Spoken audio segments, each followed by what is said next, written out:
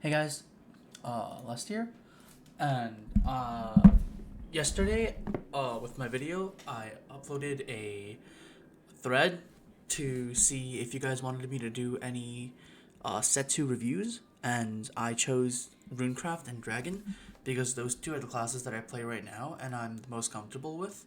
And a lot of you thought that maybe it would have been good to maybe do a Rune one. So this time we're just gonna start with Runecraft. So what I'm gonna do is I'm gonna go ahead and read every card, and then afterwards I'm gonna go ahead and rate it out of 5, and then tell you what I think would fit in to a current build of BP1 deck, or if I think it won't fit in a current build, and you'll have to find a new build for it. So let's start with I'm on Shadow card, and I'm gonna go in alphabetical order. So let's start with the first one, Anne. So Anne is a 4-play.45 that says when you play this, if Grea is on your field, subtract 2 from this card's cost, and it has an evo cost of 1. And if you evo it for 1, you can search your deck for a follower with a different name than this card and add it to your hand. So it searches any follower, which is really good. So it's basically like you can pay 5 or 4 going second to search any follower, but if Grea is on the field, you're paying 2 to search any follower, or 3. I can't rate this card without seeing Grea first, so we're also going to read Grea then. This is the only exception. When you play this, if Anne's on your field, subtract 2 from this card. You can act this card, choose an enemy follower, deal 3 to it, and if Anne's on the field, deal 6 to it. So Grea can't search Anne. Okay, so if Grea cannot search Anne, that means that, like, the synergy doesn't exist. Because I think what's meant to happen is you're supposed to play Anne and then search Grea, and then play Grea. So for 6, you can, like, deal 6 to something. But, like, I see a couple problems with this strategy. Number 1, it doesn't have spellchain, so it doesn't benefit the spellchain deck in any way, and it also doesn't have Earthrite. So like Earthrite can definitely play followers that don't have the Earthrite tag. For example, we've been playing Mithril Golem, and we've been playing like just good followers in general that don't have the Earthrite keyword, but I don't know how plausible it is to play like followers that also like aren't that great of a quality unless they have like both parts of the puzzle. Like, what if you only draw Grea, right? How good is Grea in like a vacuum? Let's say I play Grea on 4. Can I act this card and I deal 3 damage to something? Like, is that good enough? I think it's actually decent. But I think Anne's definitely better because Anne has the ability to search your follower with... Yeah, you can search for anything. So, like, if I play this on 5, I can like search Mithril Golem on 6, or I can search like Erasmus for my 7 drop. So I think I'll rate Anne a 3 out of 5, and I think it might see play in Earthrite.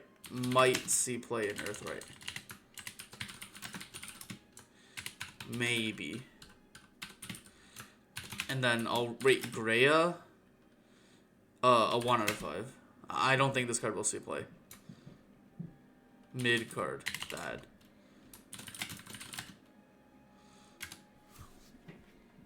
Cause like my logic is if Grea could search Anne, then that'd be very good.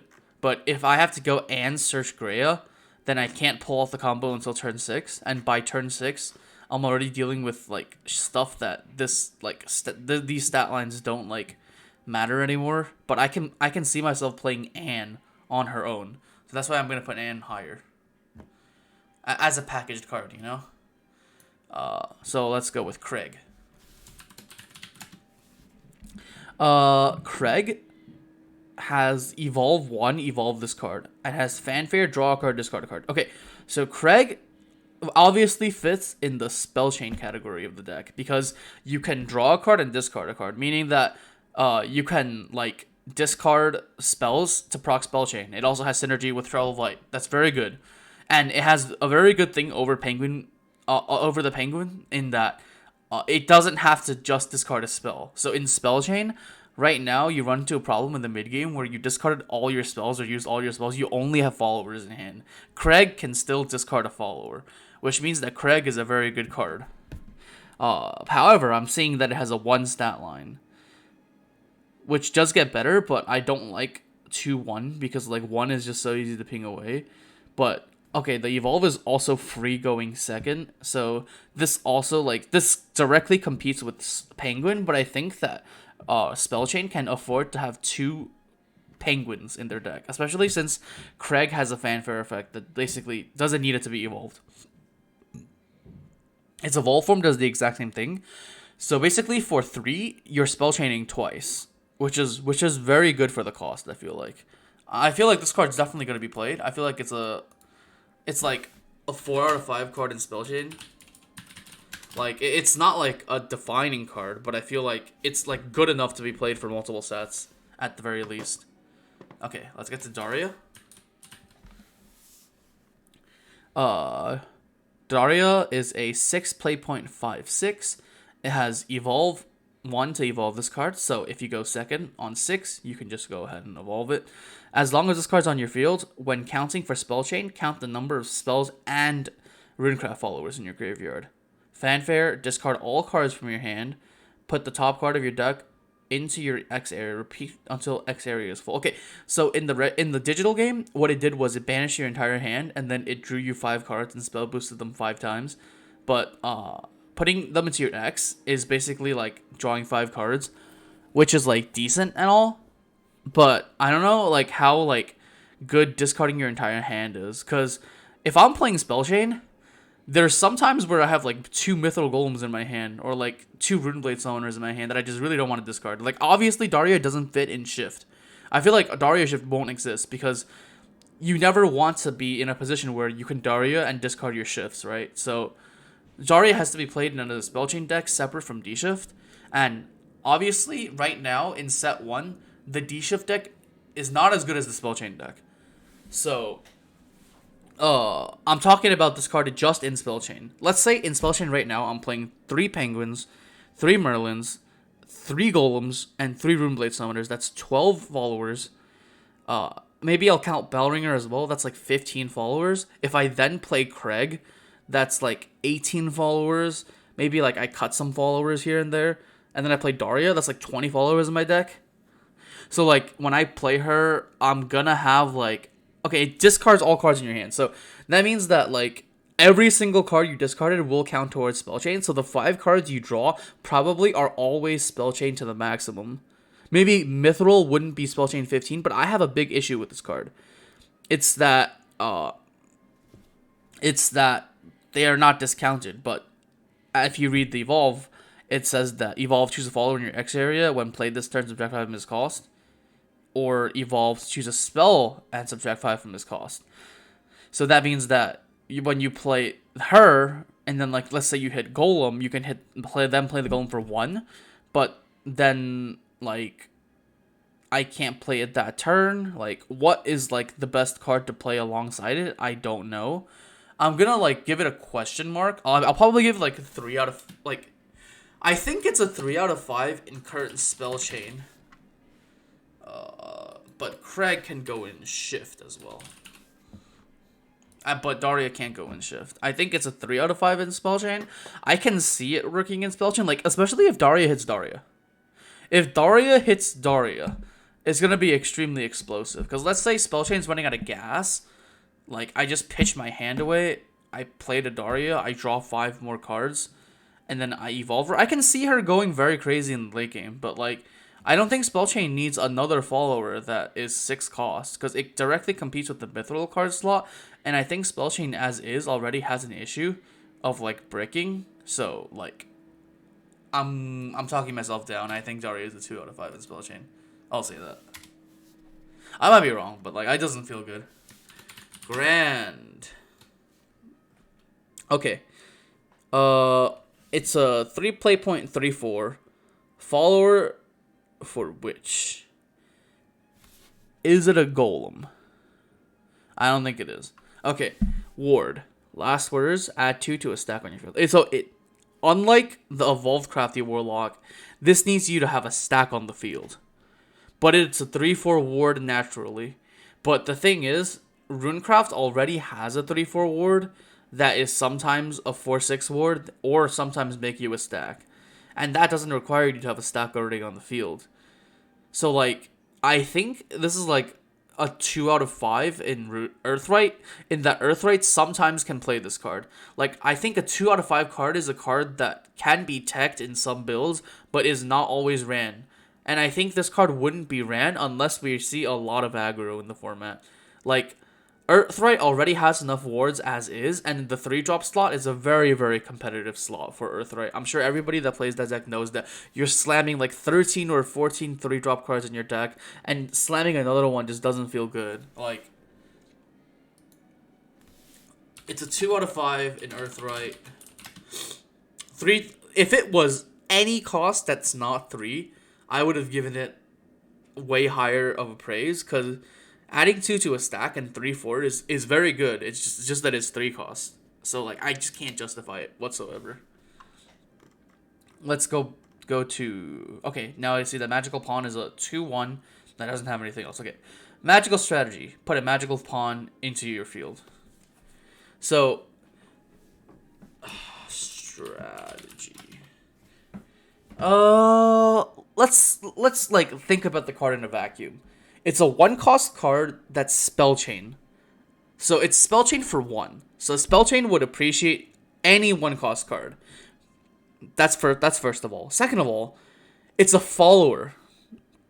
So you can translate that into 2 damage face if you have D-Shift. And this card is cheap enough that you can play it alongside Shift a lot of the time. That's something Angelic Snipe can't do. Angelic Snipe can't go face. Is it a quick? I don't think it's a quick, because it doesn't have, like... I don't think... Yeah, it would tell you if it's a quick. It's not a quick. Number 1, it's not a quick. It doesn't currently have a lot of synergy. I know that the chess archetype will be supported in the future, but currently, in a vacuum, I don't think Magical Strategy is good enough, is it? Like, because, like, currently the Spellchain deck is running a lot of 1-drop cards. It's running triple Angelic Barrage and triple Angelic Snipe. Is this card better than Angelic Barrage and Angelic Snipe? I think it is. I actually think it is. Here, I think a 2/1 follower is flexible enough to be better than 3 Angelic Barrages and 3 Angelic Snipes. Because Angelic Barrage and Angelic Snipe have a very big downside in that they literally stuck in your hand in some matchups. Like, you just cannot play them. While Magical Strategy can always be played to have that 2/1. And the 2/1 can go face. So it can, like, threaten to, like, hit your opponent down to a certain extent. Because, like, it being a 1-cost spell is the most important part. So now I'm just comparing to the other 1-cost spells. Like, number 1, like, Wind Blast being a non-quick 1-cost spell is just bad. So, like, most lists only play 1 Wind Blast. I think it's good enough. I think it's a 3 out of 5 card in current Spellchain and Shift only because 1 cost plus spell. Only because it's a 1-cost and spell. I don't think the effect is that good. If it's cycled, it would have been a lot better. But I think it's currently, as is, it deserves a spot, at least in the 7 cards you're playing in the 1-drop category. That's like Barrage or Snipe. I think this is like sometimes better. You know? It's worth considering. It's like more than a 2 out of 5 because I think it's definitely gonna be played. Because I think running 3 Snipe, 3 Barrage is complete like BS. Like, I really dislike it. Multipart.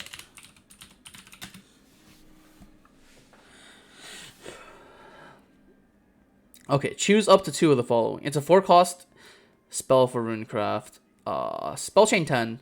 Choose all 3 instead. Okay, so let's see it out of the vacuum without Spellchain 10. Because on 4, if you play it, you definitely won't have Spellchain 10. Choose an enemy follower. Deal 3 damage to it. Or 2, put a guard form onto your field. 3, draw a card. let's say I'm paying 4, I'm dealing 3, and I'm putting a guard form on the field. So I'm basically, I have a ward, and it deals 3. Or I can draw a card and deal 3. Paying 4 mana to draw a card and deal 3 is very bad. Like, Magic Missile is pay 3 to deal 2 and draw a card. Nobody plays that card. And this is pay 4 to draw 3. Like, this is like a worse Magic Missile. If I'm picking deal 3 damage plus draw a card, what am I doing with my play points, right? What am I doing with my play points? So, definitely that's not the way to go. If I'm paying 4 to deal 3 damage and put a guard form, I still don't think that's good. Because in Earthright, I can play Golem Protection, and that's 2 golems, and I have the upside of having it, like, actually do something with Earthright, right? So what if I'm putting a guard form golem and drawing a card? It's not good. If this was 3, it'd been so much better, because then I'd be able to Merlin and copy it, and that'd be insane. But no, I can't do that because it's 4. It being a 4 just ruined the card, I feel like. This card just isn't good. Now let's say I'm spellchain 10. I deal 3, put a guard form, and I draw a card. Is that good for 4? I still don't think it's good for 4. If I'm as Runecraft, as spellchain specific, I don't think Earthright ever can like justify this card because I can't justify 10 spellchain, so it's definitely going to be underpowered. In spellchain, I can't justify paying 4 to do that. Like, by the time I can actually spellchain 10, everything I play will be better than this. Yeah, I feel like this card is not good. 1 out of 5. It's too expensive. I feel like it's too expensive. Like, because, like, I'm just comparing it to Magic Missile, and, like, it just feels so bad. And, like, Merlin can copy Magic Missile. Merlin can copy this. Red hot. Okay, I'm going to be extremely fair with this card. It's an amulet. It's an Earth Sigil. And it says, stack, fanfare, deal 3 to something. I think this card isn't as good as Alchemist Workshop. Because Alchemist Workshop is a 3-2 with Rush.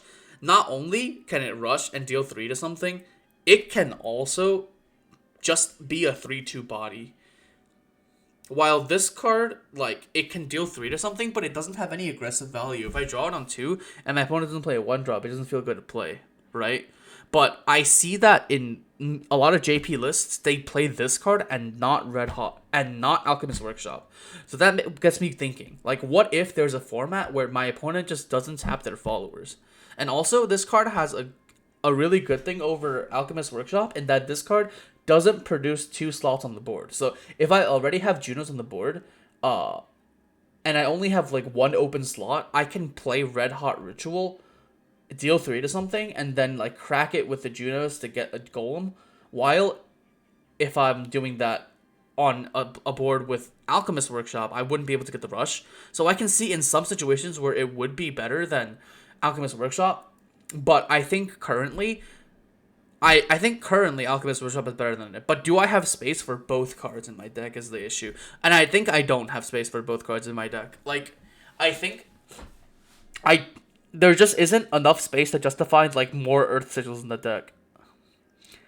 So I think it's either Workshop or Ritual, and I'm gonna rate Ritual slightly lower than Workshop. I think it's definitely viable, and I definitely see myself cutting Workshop for Ritual in some formats, where like the format is just slower. There's not as much like, or like there's nobody's tapping their followers, or like I need the board slot. But like Workshop being a golem as well synergizes so well with your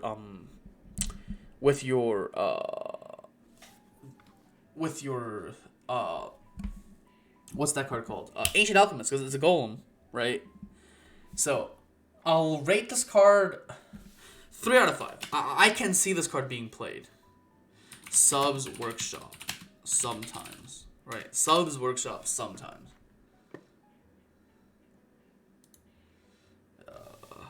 30 cost equals not good. All right.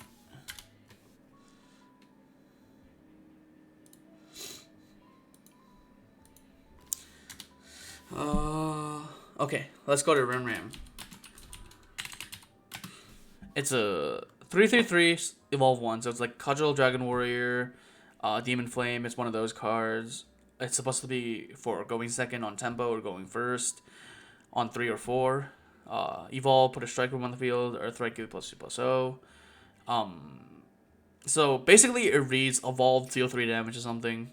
Earthright, deal 5 damage to something. It's a Dragon Warrior that deals 5. That's really good. Like, any, like, slow deck would appreciate this. This card is Dragon Warrior. And I think summoning a 3/2 is better than dealing 3 damage. While Dragon Warrior can, like, kill an untapped follower, but I think, in all intents and purposes, this card is, like, 9 damage the turn is played. It can, like, it's, like, super good into, like, an established board. Am I cutting Demon Flame for her? Is the thing. Because I think this card is directly competing with Demon Flame.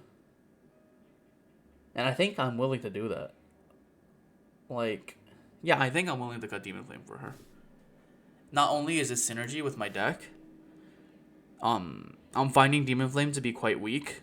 Not gonna lie. And, like, there isn't many situations where Demon Flame hits more than 2 followers. And especially if I'm going to play Red Hot Ritual, where I have, like... Yeah, I think this card's, like, a 4 out of 5. 4 out of 5 in Earthright. I can see formats where I'm cutting Demon Flame for her. For sure. It's a very good card. I think this is a very good card. Rune, Dragon Warrior. Except better. Yeah. I think it is just better. Like, let's say I curve. On going second, I go Bellringer on 1, Alchemist Workshop on 2, into Rem Ram on 3, Evolve Rem Ram. I can use my 3/2 to clear their 1-drop. I can clear the 2-drop and their 3-drop. Because 3-drop, well, I wouldn't be able to clear 3-drop because it's not tapped. But I'd be able to stick a 4-something and a 5/2, and they'd have to answer it. And if the 5/2 isn't answered, it's 5 face. Yeah, I think it's fine. Yeah. I'm talking myself into it. Like, I think it's good. I should give it a chance, right? Rimewind.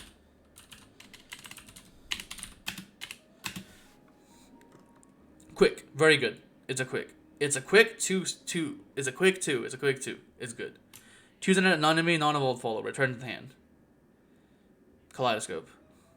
It doesn't draw a card, but it's Kaleidoscope. Unevolved follower, though. So you can play around it. But it's Kaleidoscope. That's insane. Put it on top of the deck for Spellchain 10.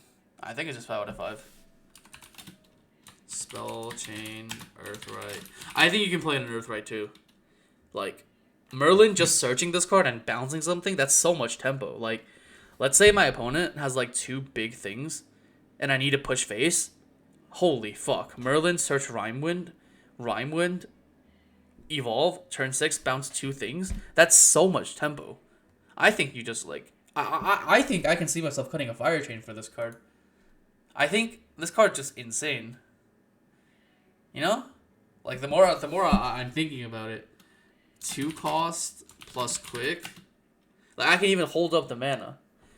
Like, damn, imagine someone just plays a Genesis and it gets hit by a Rimewind. Yeah, definitely. Like, I can just, like, Merlin search Rimewind, evolve it, like, cast a completely different spell, just hold the Rimewind in my hand. And that's just crazy. Yeah, this card is, like, one of the best cards in the deck, for sure. Pascale. Or Pamela.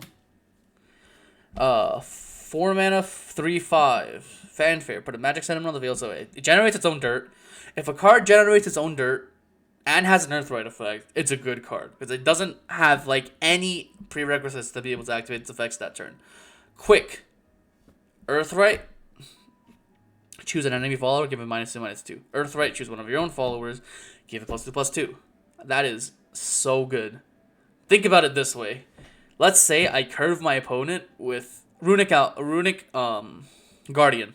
I go turn 1, Teaching of Creation. Turn 2, Crafty Warlock. Turn 3, Runic Guardian. They can't clear the Rune Guardian. It's a 4/6. I go turn 4 Pascale. Tap. Rune Guardian suddenly becomes a 6/8. I fucking dome my opponent for 6. They have to clear that thing. They probably can't both clear that and clear the Pascale. Next turn, I play something else. Pascale buffs it again. Let's say, like, on 5, I play Juno's Secret Laboratory or something. Right? Crafty dies, I get my Earth Sigil back. I have a 3/2 Golem. I 3/2 Golem hit into something. It would be able to threaten, like, quick removal on something. I think this card's, like, so good. Like, it being a quick also means that the turn it's played, it has value. Because I can just hold it up, and if my opponent wants to trade with my board, I can just quick tap to make their thing lose 2/2. Like, losing 2/2 is so significant because they not only lose the defense, they also lose the attack. That means that my follower's taking less damage. Yeah, like, just it being able to be reactive means that this card's a 5/5. It being a 4 cost means that this card's a 5/5. Earthright currently doesn't have any good 4 cost plays. Like, your best 4 cost play is literally Erd. Like, that's so crazy, isn't it? 5/5 Earthright. I think it's mandatory in Earthright. You have to play this card. And you probably play this card at 3. I'm playing. Like, I can foresee myself cutting, like, Golem Protection for this card. I can see myself cutting down on my 3-drops for this card. I can see myself cutting down on, like, Mithril Golems for this card. Like, I can see myself, like, I can see the Earthright deck getting so much better. I think Earthright will be one of the best decks in set 2. People think that Leonidas Sword is good. People think that Aegis is good. I think Earthright is good. I just realized we missed a card. Shadow Witch.